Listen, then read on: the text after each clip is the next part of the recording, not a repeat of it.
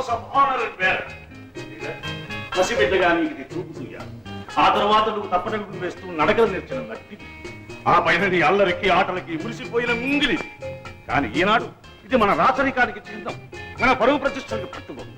ఇప్పుడు నువ్వు ఇక్కడ కాపాడవలసింది మన ఐశ్వర్యాన్ని కాదు, మన అంతస్తును, తరతరాలుగా వస్తున్న మన ఆధిక్యతను, అధికారాన్ని.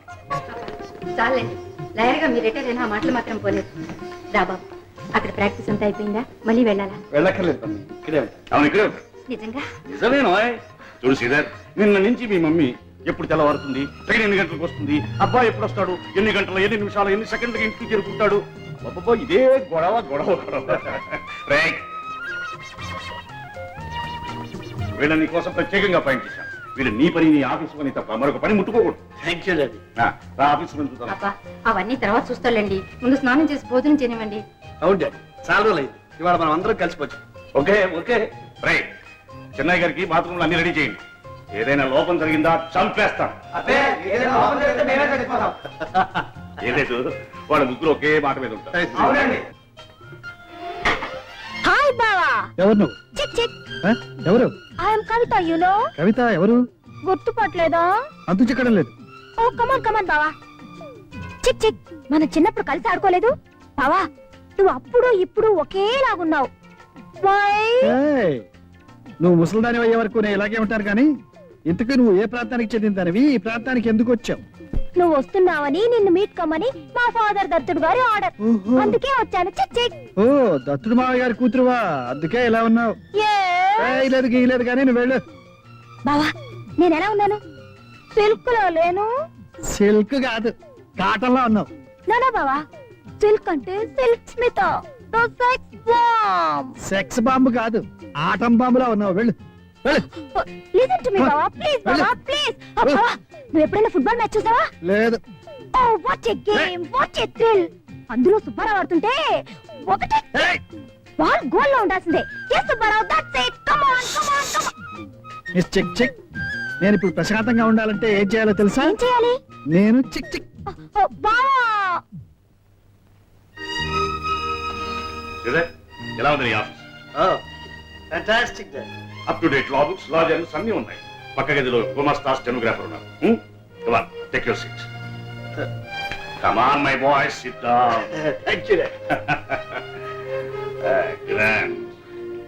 ఇన్నాళ్ళకి నా ఊళ్ళకి ఒక రూపం వచ్చింది. ప్రసాద్, అక్కడ గోవిందరావు గారు ఉంటారు, పిల్లలు. సీత, నువ్వు మొట్టమొదటిసారిగా టేకప్ చేయవలసిన కేసు కూడా రెడీగా ఉంది. నీ ప్రతిభ చూపించడానికి, నా ప్రతిష్టకి నిలబెట్టడానికి అది బెస్ట్ కేసు. నమస్తే. నమస్తే నమస్తే.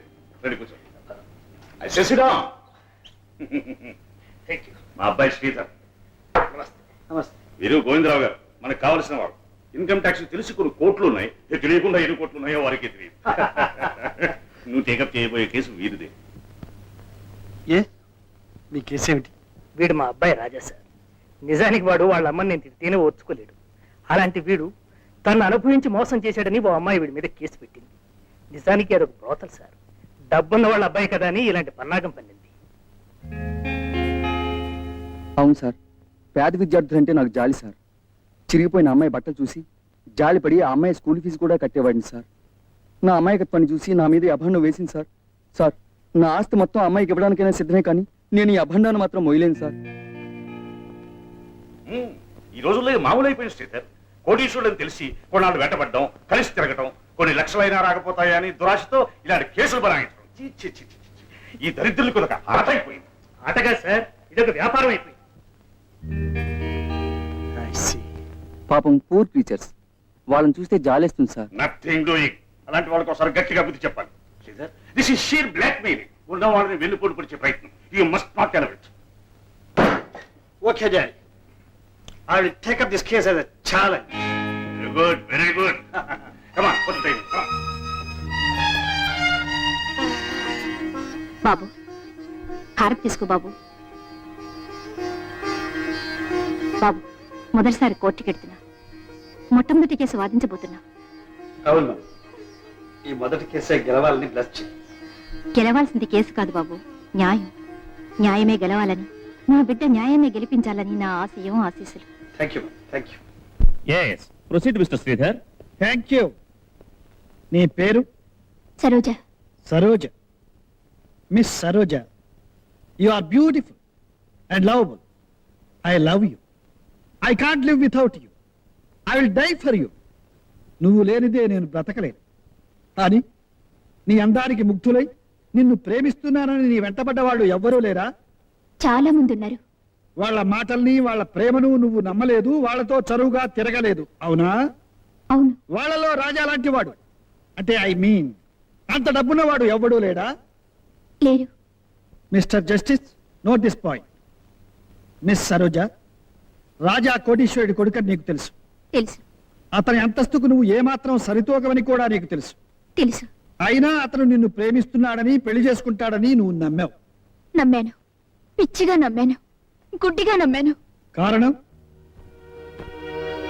ప్రేమంటావు, పిచ్చంటావు.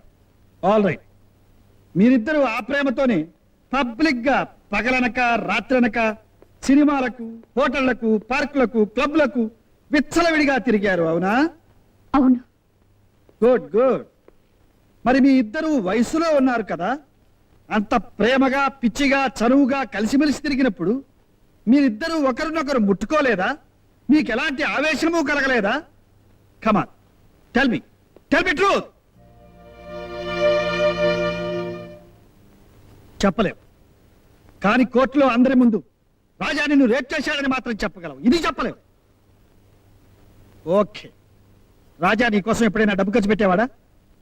నేనొద్దంటున్నా విపరీతంగా ఖర్చు పెట్టేవారు. నీకు ఎప్పుడైనా డబ్బిచ్చాడా?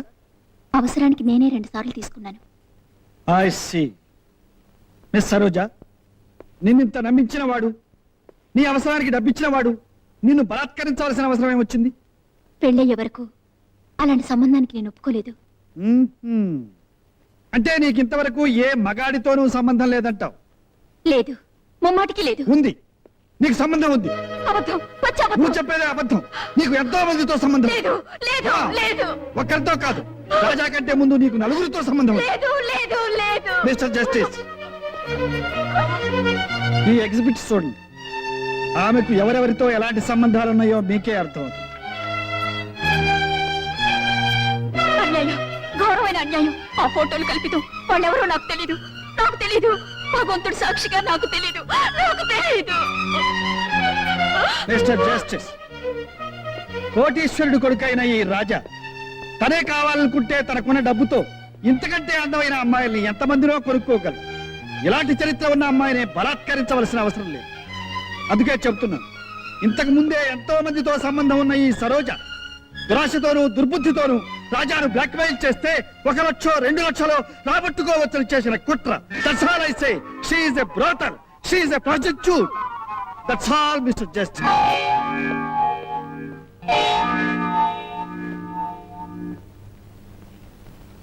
రాజా మిస్ సరోజను మానభంగం చేశాడని చేసిన ఆరోపణ అబద్ధమని కోర్టు వారు నమ్ముతున్నారు.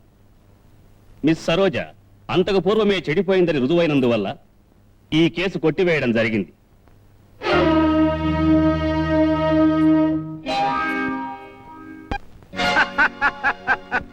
అమ్మ మేనల్లుడు, ఎంత ఎదిగిపోయావురా. చెప్తా, నువ్వు లాయర్గా ఉన్నంత కాలం న్యాయాన్ని జడ్జి కాదురా నేను నిర్ణయిస్తాను. చట్టాన్ని నువ్వు బేరం పెట్టు, ఆ చట్టాన్ని నేను కొనుగోలు చేస్తాను. నువ్వు ఎంత వాడమని తెలిస్తే న్యాయం ఎప్పుడో నా జేబులో ఉండేదిరా. చెప్తా. ఏంటంటే మీలో మీరేమో అక్కడేసుకుంటున్నారా? రే గుణిక, ఇంత గొప్ప విషయం నాకు ఇంతవరకు తెలియలేదు. ఏంటంటే నాకు గొప్ప మేనల్లుడు ఉన్నాడని, వాడు గొప్ప లాయర్ అని, వాడు ఏం చెప్పినా న్యాయస్థానం వింటుందని, ఇహ నుంచి దత్తుడు ఎవరిని పాతి పెట్టినా ఎవరిని హత్య చేసినా పర్వాలేదని, న్యాయాన్ని ముక్కుకు తాడేసి ఇష్టం వచ్చినట్టు ఆడించొచ్చని చెప్తా. నాకు ఏడిపోతున్నట్టుంది. ఏంటండి ఎందుకురా? మీరు అనుకున్నది ఏది జరగట్లేదు. నేను అనుకున్నది ఒక్కటి మాత్రం జరుగుతుంది.